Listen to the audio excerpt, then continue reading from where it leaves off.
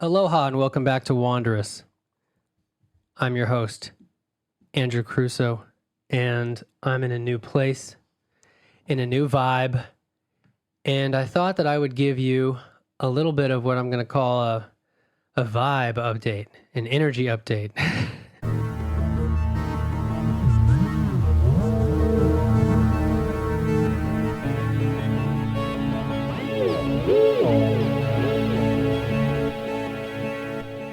I don't know if this is going to be public. I don't know. It depends how this turns out. I haven't recorded anything for a couple months. It's been a lot of adjusting to this new town that I'm living in called Ahmed. And Ahmed is on the beautiful, sacred, amazing, unpredictable, wild island of Bali. Bali is an island. It is not a country in the incredible nation of Indonesia, in case you didn't know. Ahmed is on the far east edge of Bali. It takes a while to get over here, and that's why it doesn't have bad traffic, and it's a very chill town, mostly. Today, my neighbor is doing karaoke, so I apologize if you can hear that in the background. It's just the way it is sometimes. I've been learning about different levels of noise sensitivity and how they can vary quite a bit based on the environment somebody grew up in and what country they're from. And, you know, I'm a digital nomad. I'm a visitor. You know, I'm not going to expect them to adjust to me. I decided to come here. I get to decide how much exposure to what and how long that I'm going to allow in my life, right? So anyway, this is a little energy update. Let's mosey on into a new episode of Wanderous. Is it for Patreon supporters? Is it public? We'll find out. So something that's coming up a lot, something that's been coming along. I'm going to take my headphones off because it sounds weird. Okay, now I can hear my voice normally. You know, I've had this microphone set up next to my computer for like over a week, and the energy wasn't right, the timing wasn't right. And today I finished some stuff. I cleared some stuff. I'm doing a lot of clearing work, not just physically, but also in terms of beliefs, in terms of energy. I sound very woo-woo, and I speak woo. I am a bit woo-woo, but I do feel that thoughts have thoughts have a shape. I really feel like our brains are like little transmitters and receivers, and we pick up these frequencies that float between brains, and they affect people. And in 2026, which is when I'm recording this is not a novel idea anymore. 20 years ago, I think it would have sounded a little more woo-woo than it does today. And what does that mean? Well, in my opinion, it means that the overall awareness of how thought energy works, the awareness around the world is increasing.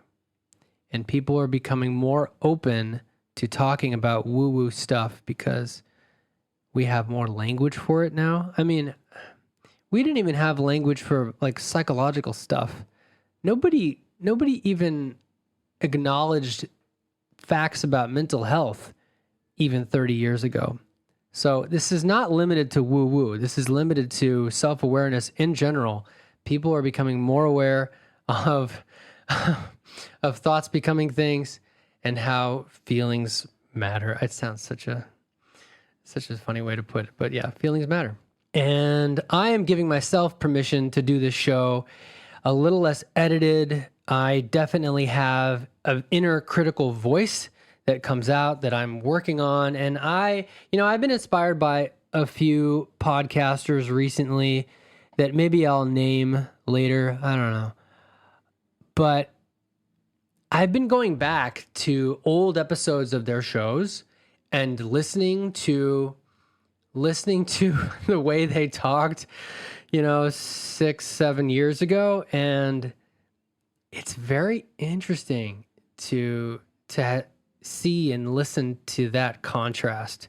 These are people that have the, I'll say like confidence to frankly grow in front of us, to grow in public.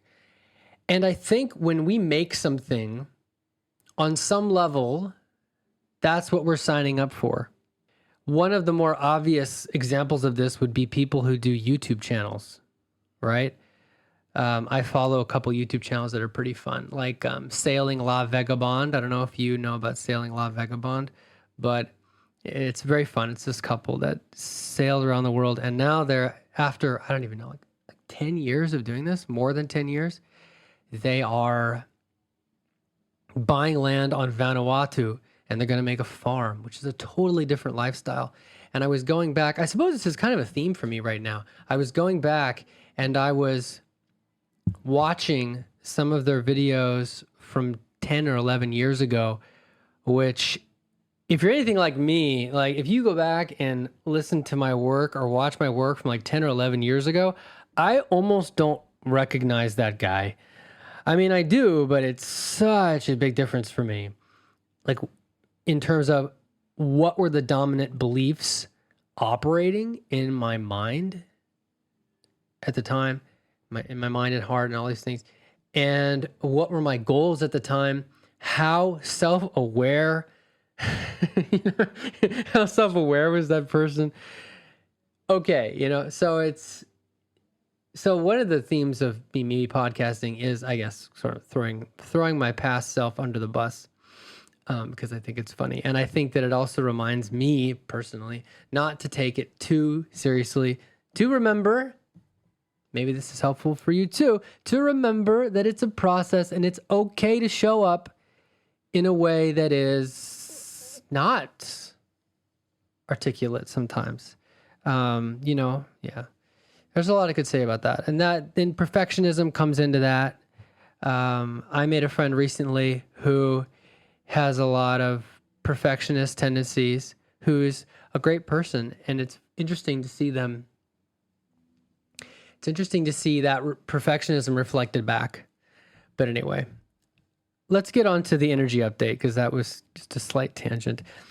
One thing that's coming up, and I would like to hear if other people feel this way, one thing that's been coming up a lot for me, and as Ram Dass would say, often when I'm talking about myself, it's not, the experience I'm talking about is really not limited to me.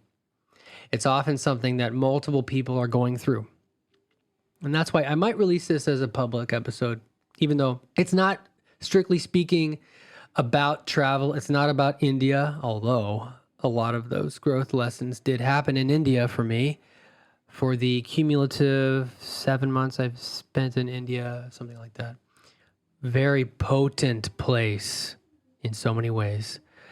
But one thing that's coming up lately, I think for a lot of people, but definitely for me, is honoring your energy in the moment and flowing with it and doing your best to work with what's around you. Like me, I'm working with the karaoke in the background, which hopefully you can't hear very much, because this is what is this? I think it's a condenser mic.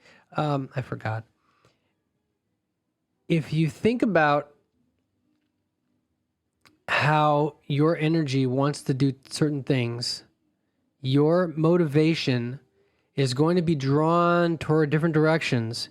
If you really pay attention to that, especially throughout the week, you can learn interesting things about yourself. Now, I don't know if you've heard of this thing that's getting more and more popular, this methodology called human design. I don't know why I said it like that, but human design is very, very interesting. I was first introduced to human design a long time ago in 2018, I believe, on Hawaii, because Hawaii just gets stuff before a lot of places for whatever reason. Lower Puna. I've done podcasts on my podcast, Patreon, blah, blah, that were recorded in Lower Puna. Very creative, very fiery place. And the basis of human design is it's taking teachings from the I Ching, which is a fundamental Chinese philosophical text, and pulling stuff from astrology, which I still don't have that much faith in, but it pulls stuff from all these areas. I wouldn't think that it was anything except that the way it describes me based on where I was born and the exact minute, and the exact minute is important. The exact time and exact place I was born in California what it gives me from that information, and there are many websites where you put this in and it will tell you, is so funny to me.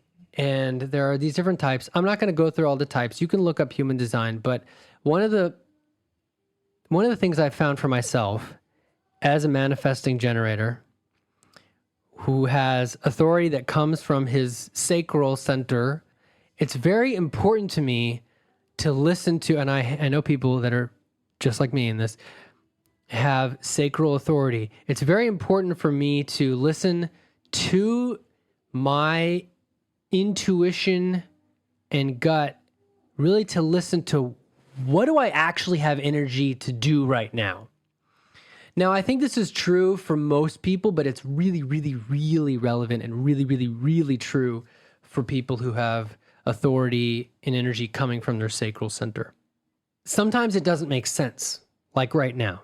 Like a lot of people would skip recording a podcast because people are excited to do karaoke, even though it's 4:30 in the afternoon. But this is where my energy is right now.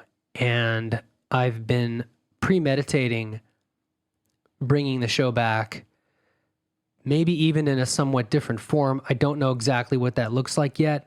And today was just the right day to do this.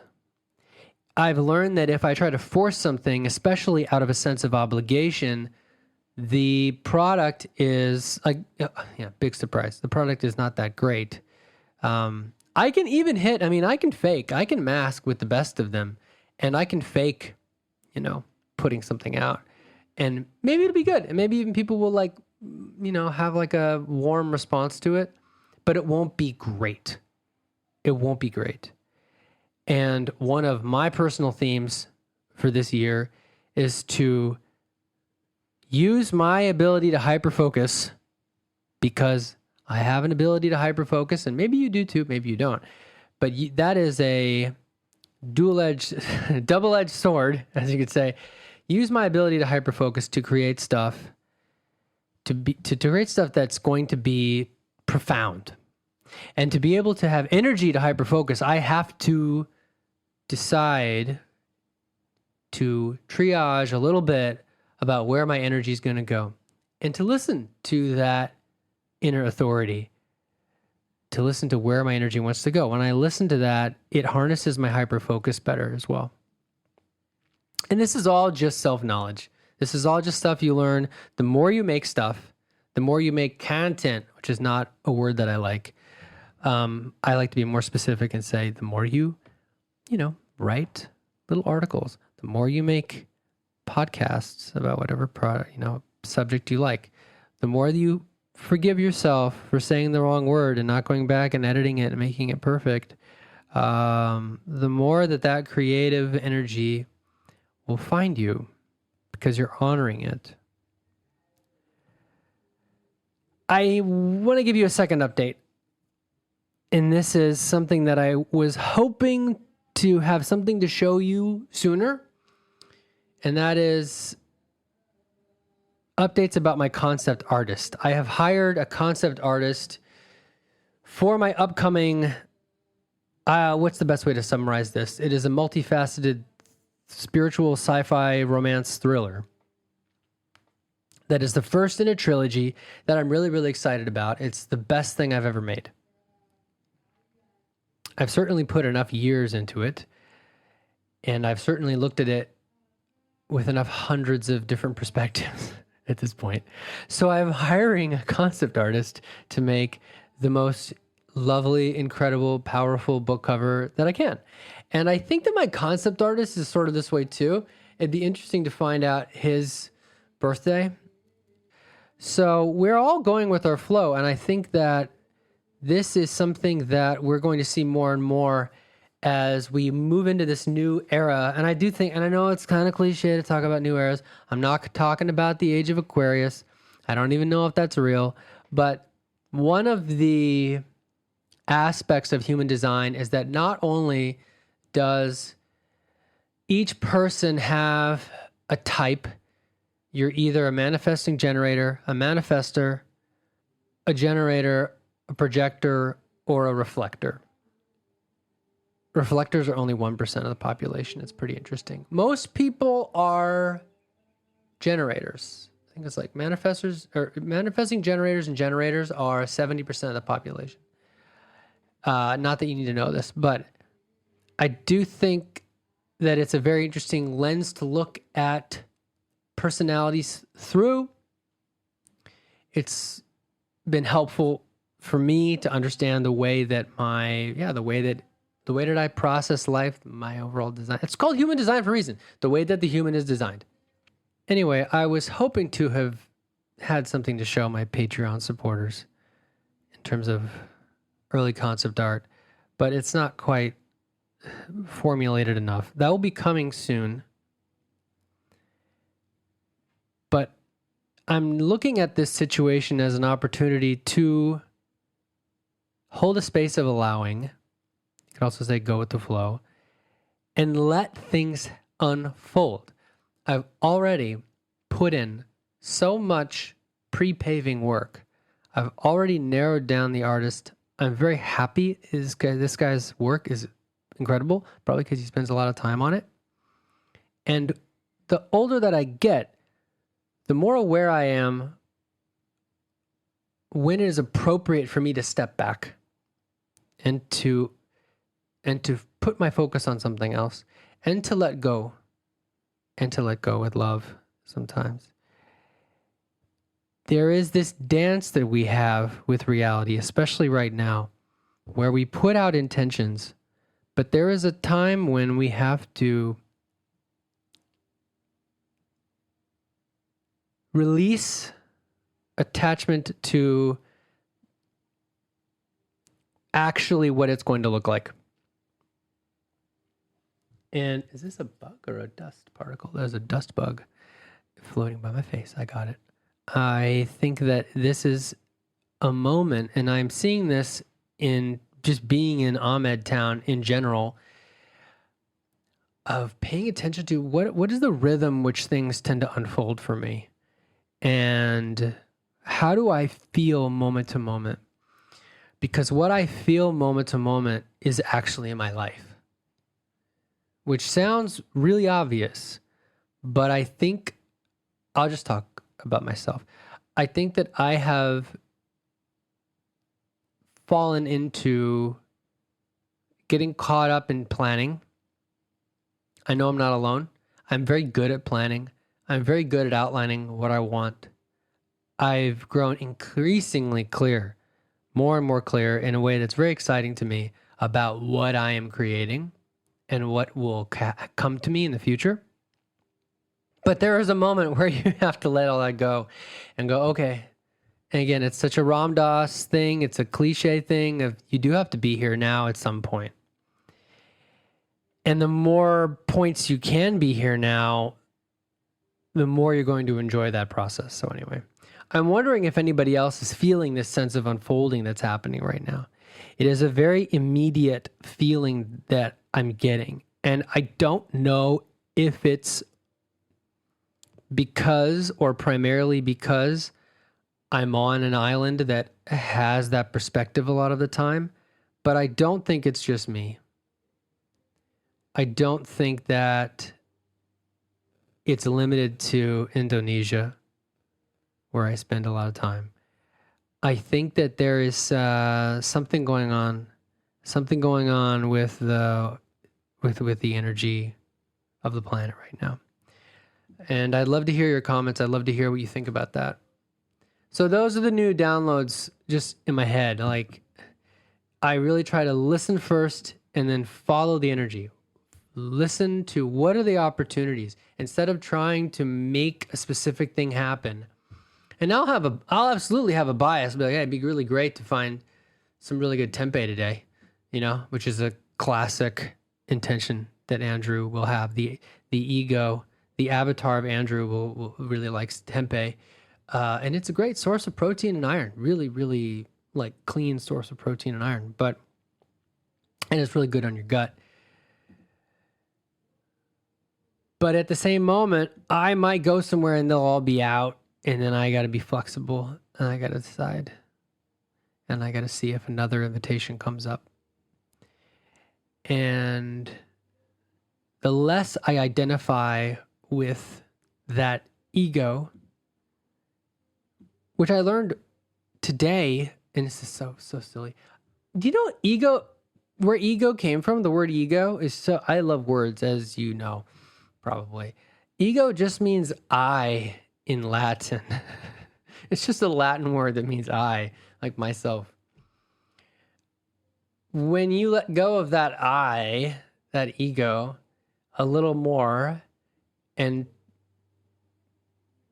observe, and yes, I do sound like a meditation teacher right now, maybe. You generally experience less suffering. You generally experience, if you're really in the zone, you can experience a feeling of connection with everything around you. Because we're just removing, I really feel like we're removing these filters. We're removing these programs that told us that we're separate and that we have to be afraid and that we have to be careful all the time, and that if we don't, then they're going to do it. And if we do, then they're going to do that. And if this can happen, then that's going to happen. And all these scary things. And there are scary things, like suffering does exist. But what I've observed is usually the suffering is around ignorance. It's not because we didn't, you know what I mean? Like, it's not because we didn't do the perfect thing. It's because we weren't aware of our own actions, or we weren't aware of our own emotion in the moment, and we just reacted. That's what creates, in my experience, the most of the suffering. Not all of it, but, and that's why I am a huge proponent of meditation, because it slows that reaction time down. I hope that makes sense. So I was going to record an episode about India, but I wanted to do this episode first about some downloads. That's what the spiritual people say. I don't identify as one of these spiritual bros, though. I really don't.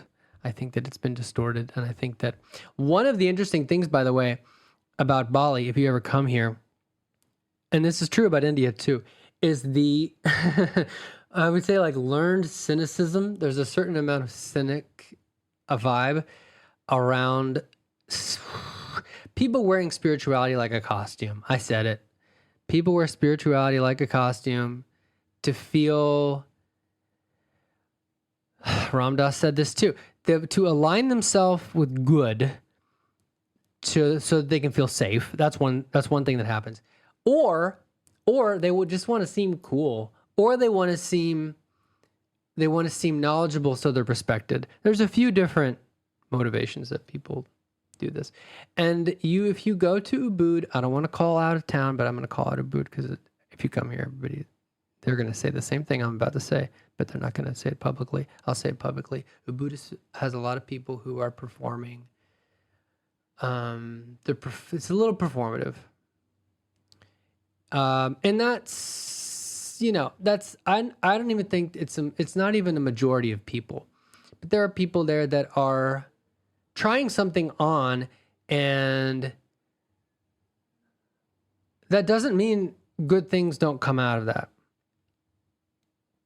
Good things can come out of that. They're trying on a perspective, but when they cling to that perspective, I think that's where other people make fun of those people, because it becomes their whole identity, instead of going, oh, this is a perspective, talking about, even me, like, I don't know if human design is the whole deal. I don't know if it's the real deal. All I know is that when I read about what a manifesting generator does, how they handle energy, and how sacral authority handles energy, that describes how I work. So I go, okay, there must be something to this, but I don't know anything about Uranus or Neptune. Geez Louise.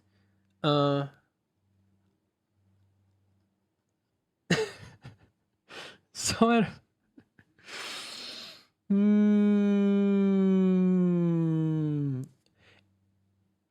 in the past, I would feel pressure to try to make this make more sense for you, but I actually realize and have learned that what I'm going to say, what I say in these shows, I've learned that I only have so much control over how how understandable or relatable this is going to be. I can just share a little bit about what I'm seeing and feeling right now. And you can take from that what's going to be helpful to you. Maybe in this episode, it's only 10%. God knows that I've read books where only 10% was any good. I mean, was any applicable kind of weight, was applicable at all to my situation. But I think, and I think that you might agree with me on this, I think that often when we listen to a show, God, this has been so true lately. When we listen to a show, we think we're tuning in for the information, but we're really just tuning in for the frequency. And by that, I mean, we think we're tuning into the topic, but we're actually tuning in for the personality. We're tuning into not just the frequency of their voice, which is something that I do too. We have our reasons for that. Certain patterns and voices might remind us of people that were important to us when we were kids, for instance, or it might just be something that seems familiar and we don't know why. It can be very comforting, especially in these trying times, he said with no irony. But also the frequency of the emotion that they're sharing, not just their emotional, not just their vocal tone, but their emotional tone. And I think that is something that I'll just share an intention. I want to put more out just to allow people that vibe with me to find me. And it might sound kind of strange, but in a way that's intimidating to me. Because the more people that are aware of the Andrew Crusoe projection into this reality, I should just say that, I like that. The more people aware of the AMC projection into this reality, the more that ego, the more that Andrew avatar does expose himself to noise. And not just haters, although these days that's more of a badge of accomplishment on the internet.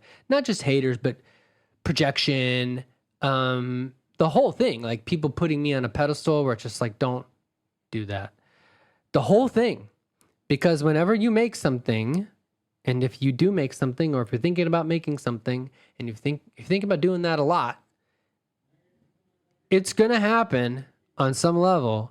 Because when we are channeling a message, and I think most of the time we are channeling it from either a wiser part of ourselves, or we're channeling it from some wisdom teaching, or we're channeling it from animals, or whatever, the ocean, that it's going to trigger people in ways that we can't predict, even if we go in with our absolute best intention, even if we consider ourselves a very sensitive and self-aware person who genuinely cares about the people that we're making the piece of art for.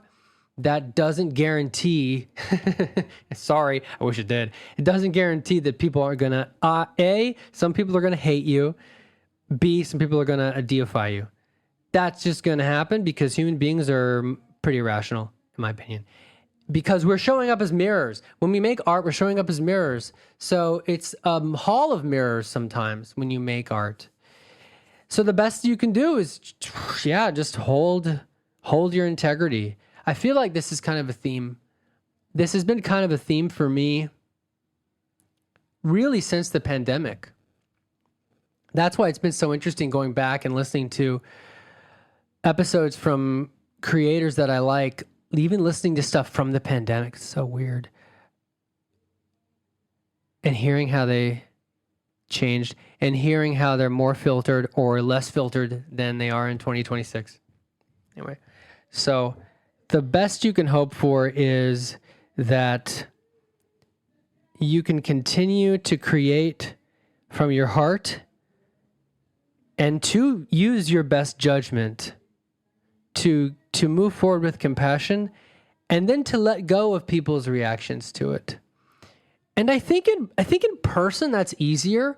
Like, the internet, especially social media, tends to magnify the one person who's being a dick, and everybody like either, responds and going, "Why are you being a dick?" Because the algorithms reward engagement. They don't care if it's negative engagement.